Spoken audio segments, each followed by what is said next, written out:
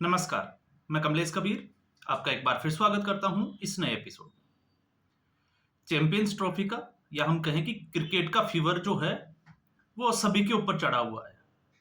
Champions trophy चल रही है और चैंपियंस ट्रॉफी के फाइनल में भारत का मुकाबला न्यूजीलैंड से होने वाला है।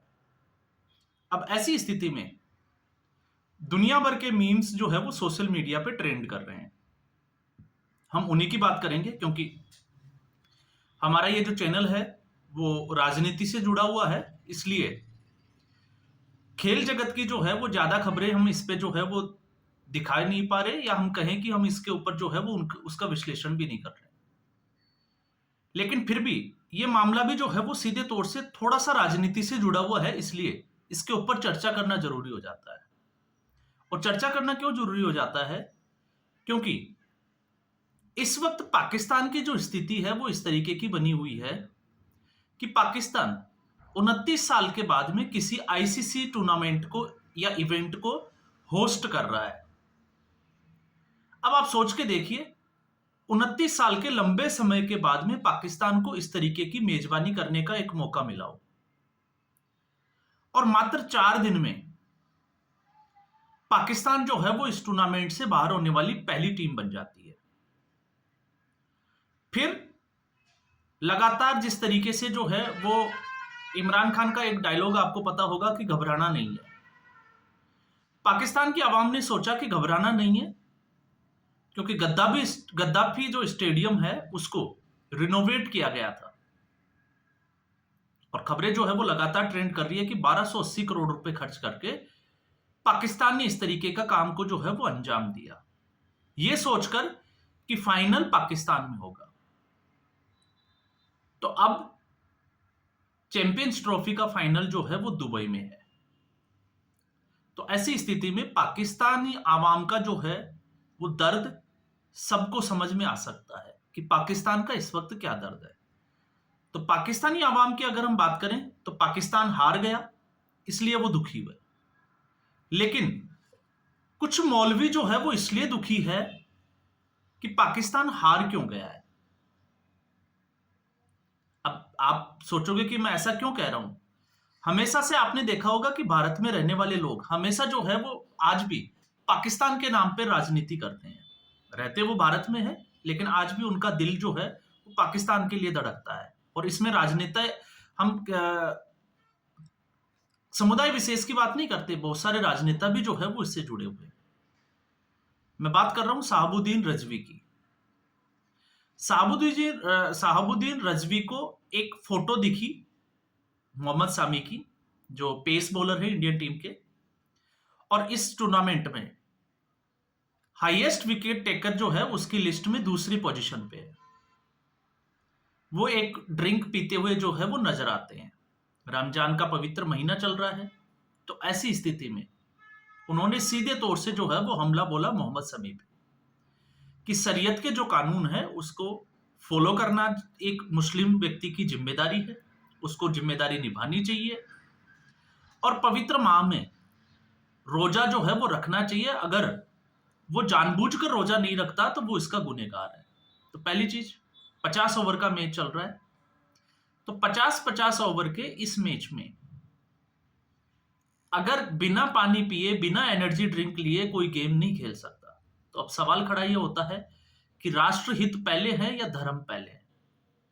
तो हमारी डिबेट जो है वो वहीं पर आकर रुक जाती है। अब आप देखिए, शहाबुद्दीन रजवी जब इस तरीके का कोई कमेंट करते हैं, तो जो लोग महाकुंभ को लेकर, क्योंकि महाकुंभ में लगभग जो है वो 60 करोड़ से ज्यादा आबादी, कुछ 63 करोड़, कई जगह जो है वो 66 करोड़ की बात होती है, कि इतने जो है वो लोगों ने महाकुंभ में डुबकी लगाई। तो जब जिन्होंने नहीं लगाई, जब उनसे ये पूछा जाता है कि आप महाकुंभ क्यों नहीं गए, आप राम मंदिर क्यों नहीं गए उद्घाटन में, आपने राम मंदिर के उद्घाटन का बहिष्कार क्यों किया, तो उनका तर्क होता है कि ये सबकी अपनी आस्था का विषय है। तो आज उनके सीने पर सांप कैसे लौटने लगे? आज उनको कौन सी खुजली की बीमारी हो गई कि वो चुपचाप बैठे हैं? उनको जवाब देना चाहिए शहाबुद्दीन रजवी को, और जवाब ये होना चाहिए कि रमजान में रोजा रखे, ये सबकी अपनी आस्था का विषय है। मोहम्मद शमी क्रिकेटर है, खिलाड़ी है, उनको खेलना है, इसलिए उन्होंने रोजा नहीं रखा, तो इसमें क्या हो गया। लेकिन ये लोग इस पे बात नहीं करेंगे, इसलिए मैंने कहा कि ये थोड़ा सा राजनीति से भी जुड़ा हुआ है। और जो लोग महाकुंभ के ऊपर सवाल उठा रहे थे, मैं आपको बता दूं, राहुल गांधी से लेके अरविंद केजरीवाल तक, इस लिस्ट में अखिलेश यादव, सब लोग आ जाते हैं। और जैसे ही महाकुंभ शुरू हुआ था 13 जनवरी से, उसके बाद इन लोगों ने कभी महाकुंभ के ऊपर सनातनियों को या हिंदुओं को कोई बधाई दी हो या मैसेज दिया हो, तो आप उनके जो है वो एक्स हैंडल पे जाकर देखिए, कोई ऐसा ट्वीट है तो नहीं मिलेगा। लेकिन जैसे ही रमजान शुरू हुआ, इनके जो है वो रोजे की सबको बधाइयां जो है वो आपको एक के बाद एक मिल जाएगी। आप जाके आराम से इम्तिना, जिसको कहते हैं ना, इत्मीनान के साथ में जो है वो चेक कर सकते हैं। और फिर इससे पहले आपने देखा कि सना मोहम्मद, जो कांग्रेस की एक नेता है, उन्होंने तो सीधे रोहित शर्मा को ही कटघरे में खड़ा कर दिया फिटनेस को लेकर।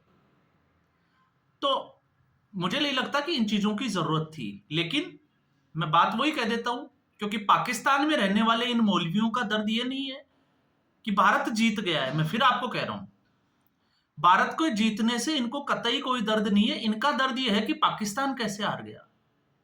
पाकिस्तान को जीतना चाहिए, पाकिस्तान फाइनल तक जाना चाहिए, इनका दर्द ये है। लेकिन समस्या वही आ जाती है, जो बढ़िया खेलेगा, अच्छा खेलेगा, वो जीतेगा। अब पाकिस्तान कितना अच्छा खेल रही है, वहां पे सिलेक्शन का क्या है, वो तो फिर पाकिस्तानियों को ही पूछना चाहिए। और जिस तरीके के मीम्स जो है वो अभी चल रहे हैं, आपने देखा होगा, मीम्स की जो है वो बहार आई हुई है। और उससे आपको अंदाजा लगेगा कि पाकिस्तान में आखिर चल क्या रहा है। आप देखिए, एक मीम्स जो आपको बड़ा चलने को जो है, वो हरभजन सिंह ने भी जो है उसको ट्वीट किया है कि ट्रॉफी पाकिस्तान में है, पाकिस्तान बाहर है, और अब जो है वो पाकिस्तान से भी बाहर है फाइनल। तो पहले चैंपियंस ट्रॉफी से पाकिस्तान बाहर, और फिर पाकिस्तान से फाइनल बाहर। अब एक ने जो है वो मीम्स डाला हुआ है कि सीमा हैदर जिस तरीके से नेपाल के रास्ते भारत आई, ठीक वैसे ही चैंपियंस ट्रॉफी दुबई के रास्ते भारत आने की तैयारी कर रही है। तो इस तरीके के जो है वो मीम्स लगातार जो है वो सर्कुलेट हो रहे हैं। तो मीम्स पे आप जो है वो मजे लेते रहिए। फाइनल 9 मार्च को होने वाला है, जो टीम अच्छा खेलेगी वो जीतेगी। अब वो टीम कोई भी हो सकती है। न्यूजीलैंड अगर उस दिन अच्छा खेलेगी तो न्यूजीलैंड जीतेगी, और भारत अगर अच्छा खेलेगी तो भारत अच्छा खेलेगी। वो डिपेंड करेगा 9 मार्च के दिन कौन बढ़िया खेलेगा। दोनों टीमें जब फाइनल में आ गई तो हम ये नहीं कह सकते कि कौन सी टीम कमजोर है या कौन सी मजबूत है। भारत जो है उसको कंडीशंस आपको पता है, एडवांटेज है, सबको दिखाई दे रहा है। लेकिन फिर भी हम यही कहेंगे कि उस दिन जिसका लक अच्छा होगा, जो अच्छा खेलेगा, वो उस दिन जीतेगा। लेकिन उससे पहले ही जो है वो राजनीति, तो इन राजनीति वालों को जो है वो जवाब देना जरूरी हो जाता है। और इनको जवाब देने के लिए ठीक इनको जो है वो इनकी भाषा में जवाब देना चाहिए, तब जाके इन लोगों को जो है वो समझ में आती है। तो इसलिए मैंने इसको जरूरी समझा कि इसके ऊपर जो है वो बात करनी चाहिए। ऐसे मौलानाओं को जब हम ये कहते हैं ना कटमुल्ले, तो फिर ऐसे लोगों को जो है वो कटमुल्ला शब्द जो है वो सबसे उपयुक्त शब्द है, जिसका हमें इस्तेमाल कर सकते हैं या हमें इस्तेमाल करना भी चाहिए। कटमुल्ला शब्द का मतलब जो लोगों को भ्रमित करते हो, धर्मांध हो, कट्टरपंथी हो, जिनकी सोच जो है वो एक ही तरीके की घिसी-पिटी सोच है, उसको लेकर वो आज भी ढो रहे हो और जबरदस्ती जो है वो दूसरों के ऊपर लादने का प्रयास भी कर रहे हो, उनके लिए कटमुल्ला शब्द जो है वो सबसे अच्छा है।